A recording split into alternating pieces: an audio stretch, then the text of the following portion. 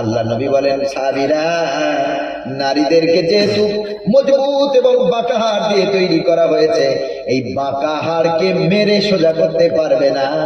যদি মারতে চাও তো ভেঙে যাবে, সোজা হবে না।